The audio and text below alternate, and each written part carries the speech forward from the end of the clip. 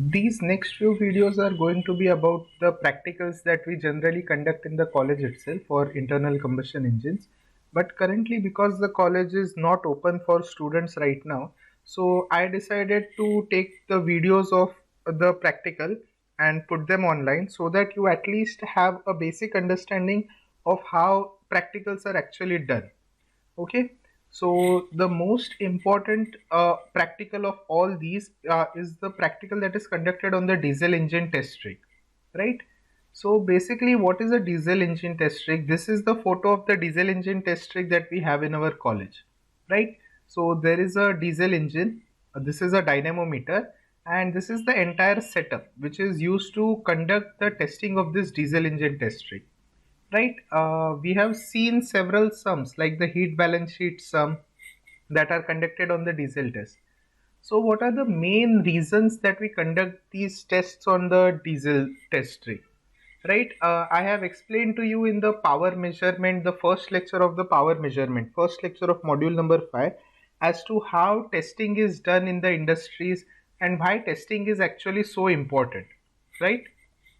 So that is why these diesel engine test rigs are used in industries as well. And we have one in our college also, so that you know how we do the testing actually. So in our test rig, there are three experiments that are done on the diesel test rig. These include the load test. In load test, what we do is basically we change the load on the engine and calculate the efficiency of the engine, right? So see what happens in a diesel engine, as the load goes on increasing, the efficiency also goes on increasing, right? In a diesel engine, the efficiency change with load is approximately like this, right? This is how the efficiency changes with load. Initially, as the load goes on increasing, the efficiency goes on increasing till it reaches a maximum point, and afterwards the efficiency again goes on decreasing slightly as it goes above the rated speed. Okay, so this is the rated speed at which the efficiency is maximum. So that is what happens. So that is the first test. Second is the determination of the air fuel ratio and volumetric efficiency. So by now you should know what air fuel ratio is. Air fuel ratio is mass flow rate of air divided by mass flow rate of fuel. And volumetric efficiency is the breathing capacity of the engine. See, in an industry, it is very important to know, calculate both these things. Why? Because we have to calculate air fuel ratio so that we know exactly how much amount of fuel to inject into the engine at the right time. See, we have to configure our injector to inject the proper amount of fuel at the proper amount of time. So to do that, we must calculate the air fuel ratio. There must be some testing done on the engine to calculate the air fuel ratio so that the engine performance is optimized. Similarly, why do we do volumetric efficiency test?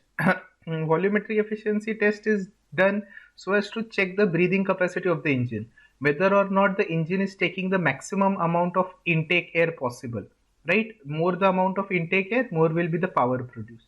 That is why volumetric efficiency calculations are done. And the last test that we do is the heat balance test. See, heat balance test, I already told you, it is very much required so that we know how exactly the heat energy of the fuel is being used inside the engine. So that is why these three experiments are done. All these three experiments are done on this test rig, right? The fourth experiment that is being done, that is done on the Morse test, that is done on the petrol engine.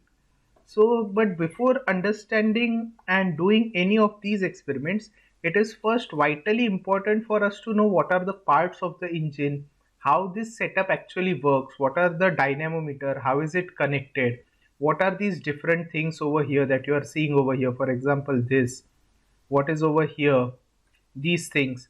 So the first thing that I have done here is that I have made a video explaining all the parts of the engine and how it works. So this entire, the working of the engine itself, the working of the test setup itself, it has been divided into two parts. So this is the first part of the video, and there is also another video after this. So I request all of you to watch this video carefully so that you understand what are the different parts of this setup itself. Because as long as you do not understand the setup, you won't be able to understand what are the experiments that we are doing and why we are doing what we are doing. Okay. So this is your diesel engine test rig. This equipment is used to carry out different tests on a diesel engine. So this setup is similar to the setup which is actually used in industries also. This is a very small setup. The one used in industries is very huge, but this is a very small setup of the same thing. Okay. So how exactly does this system work? See, there are multiple experiments on this system. There will be a total 3 experiments which will be carried out on diesel test rig. So first of all, let us see what are the components of this diesel test rig. Okay. So over here you see the first component. See, this is your actual engine. This is a single cylinder 4-stroke diesel engine. So if it is a diesel engine, it means it will be a CI engine. Okay, compression ignition engine. So over here, see, you can see the different parts from outside slightly. See, this part, this much part is your engine head. This part is your engine body or engine block. Inside this is your single piston. That single piston is moving up and down, up and down. Okay. So after that, over here, the lower part is your crankcase. Inside the crankcase is your crankshaft. Over here, see, you can see this part. This is where the crankshaft is coming out from the engine. This is the crankshaft which is coming out from this single cylinder engine. Okay, and just check this out. So this is your single cylinder diesel engine. Okay, so now you can see several pipes coming inside going into this diesel engine, right? We will look at all these pipes one by one. So the first pipe that you can see is this one. See this large one. Okay, see this large pipe is going into the engine head, right? It is going inside the engine head. This is your intake manifold. Okay, this is from where the air is going into the engine for the combustion. The air, where is this air coming from? This is atmospheric air. Atmospheric air is going into this setup. Inside there is an orifice meter. I will explain that afterwards. But inside there is an orifice meter which is measuring the flow rate of air. Okay, we have to measure at what quantity of air is coming inside the engine to calculate the air fuel ratio of the engine. That is why this is the intake side. So air is coming into the engine from this pipe. Okay, so air is coming into. This is your intake part. After intake part, after combustion has taken place, there will be exhaust. Okay, so this is your exhaust line. This is from where the exhaust is coming out of the engine. The exhaust is, see, over here we are filtering out the exhaust slightly to remove the harmful components. Okay, after that again you will see a calorimeter. Okay, this is a calorimeter. Why is a calorimeter used? See, what happens, as you know, the exhaust gases are very hot. They are also carrying away some amount of heat energy from the engine.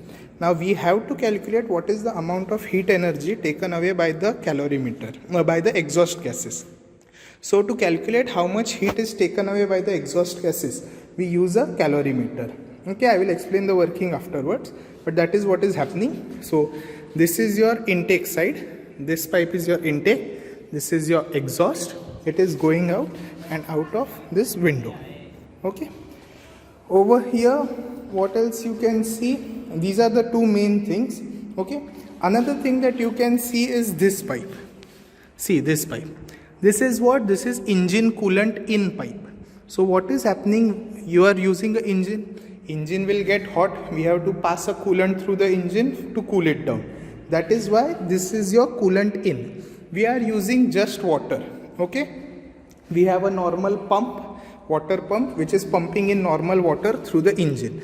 So the water flows through the engine, cools down the engine. But as the engine cools down, water will get warm. So that water should be taken out. This is over here. Okay, this is water going into the engine. Water is going into the engine. It is getting hot and then it is coming out from this pipe. Okay, this pipe. Over here, see, it is coming out from here. This is water in. This is water out. Okay, water is coming out and it is going into the drain. Okay, this is going into the drain, right? So see, this is your engine. These are the four main pipes: intake air, exhaust air, coolant water in, coolant water out. This is what? This is your fuel, extra fuel. See, this is your fuel injection system. This blue made up of metal. Okay, here you have your injector, right? So high pressurized diesel is coming into this through this. Okay, your injector pressure, see, you have to inject the fuel at a high pressure. That is why you have this pressure, you have this thing. Okay, this is your fuel injection pump. This is your fuel injection pump, which is increasing the pressure of the diesel. This increased diesel will travel through this metal pipe. Why are we using a metal pipe and not a rubber pipe? Because the pressure is very high for injection. So this high injection diesel, high pressure diesel goes over here. From this it is injected into the fuel. The excess amount of diesel, if there is any excess amount of diesel, there will be some backflow which is used for the lubrication of the injector. Okay, that backflow diesel will flow from here and it will go back into the pump. Okay, sorry, into the tank. See, here is your secondary diesel tank. Your main diesel tank is inside this setup. Okay, I will show it to you afterwards. There is diesel stored inside this setup. From there, certain amount of diesel goes over here.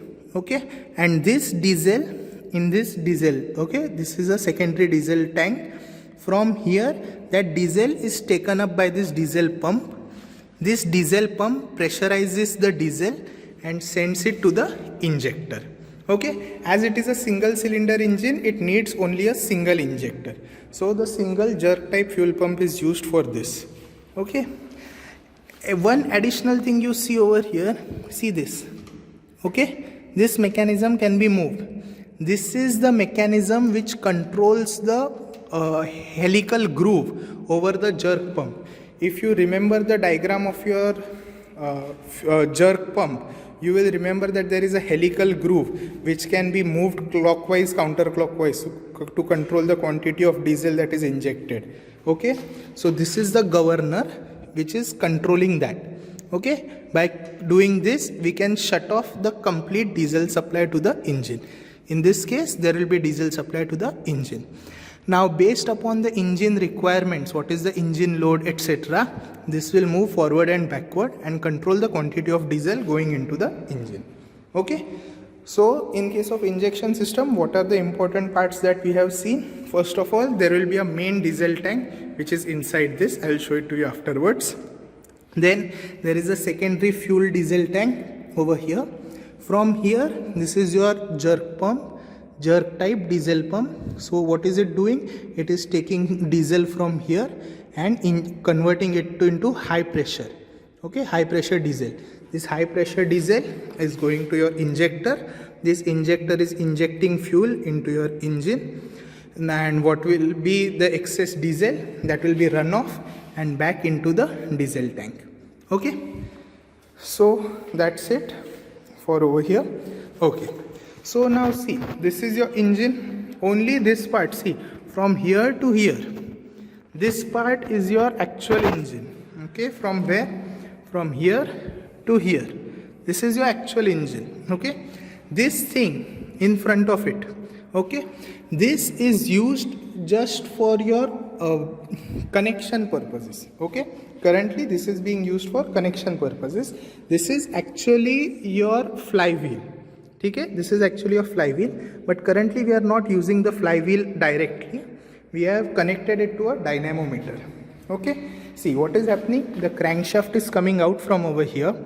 We have coupled that crankshaft to this dynamometer. This is a eddy current dynamometer. Okay, so what is the function of dynamometer? You can see it in the video which I have made about dynamometers. Basically what a dynamometer does is this. See, it applies load on the engine. See what is happening if there was no dynamometer. Imagine that there was no dynamometer, there was only this engine. When the engine is started, the engine will start operating. The engine will start operating, it will produce power, the crankshaft will start rotating, but there is no load on the engine, right? There is nothing, means the engine is not giving power to anything else. Now imagine you have connected this engine, this similar engine on your bike. See, your bike has an engine. Now what is the load on the engine of your bike? It varies. Imagine you are driving a single, you are sitting, only one person is sitting on the bike. So the load on the bike is less. Now imagine there are two people sitting on the bike. The load on the bike is increased. Imagine three people are sitting on the bike. The load is increased further. So when you are testing your engine, you need to apply such load on your engine, right? You have to apply some kind of load on your engine. But this cannot be done directly in our testing setup, right? We cannot directly make people sit somewhere to apply the load. So how do we apply the load? We use this dynamometer. Dynamometer is basically used to apply a load on the engine to measure the output power of the engine. Again, I will repeat, the dynamometer is used to apply a load on the engine to measure the power output of the engine. Okay, so this is your dynamometer. In this case, we are using a eddy current dynamometer. So the engine is producing power. The power produced by the engine is used to run this dynamometer. Okay, so this is what is happening over here. Now see, how is the power output of the engine measured? It is measured using this dynamometer. As I said, dynamometer mainly measures the torque output of the engine. Okay, see, what is the formula of power? Power is torque into angular velocity. So to measure the torque, we use this setup. See, what is happening over here? This is your load cell. Okay, this is a load cell. What is a load cell? You must have learnt in MMC. Load cell is used to measure force. So what are we doing over here? Whatever the force, whatever the load is generated by the dynamometer, the force is measured over here. Okay, we have to measure the torque. See, power is what? Torque into angular velocity.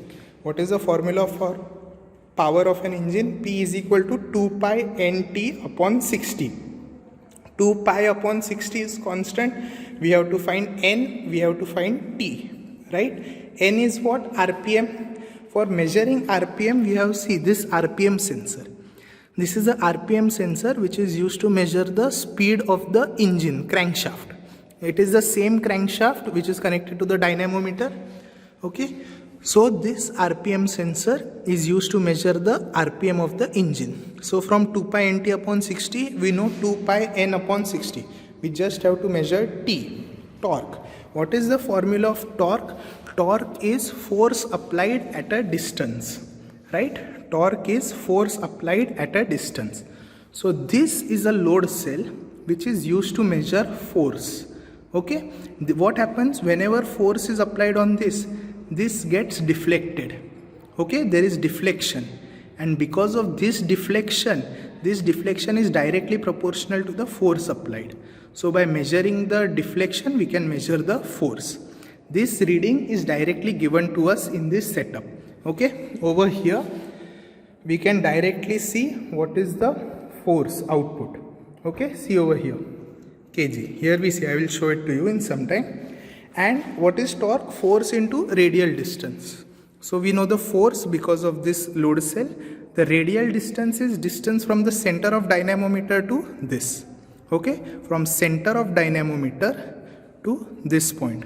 That is the radius. So torque is what? Force into radial distance. This radial distance is known to us.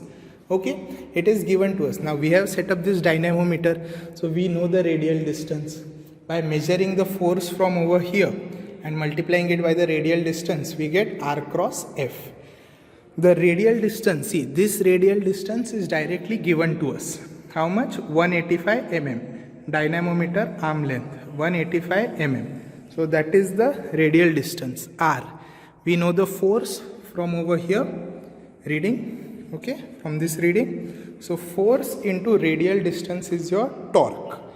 Now we know the RPM because of this RPM sensor, that is N. So what is the power output of your engine? P is equal to 2 pi nt upon 60. You find N using this RPM sensor, and you find T using this load cell and this radial distance. Okay, this radial distance and this load cell. That is how you measure the power output of the engine.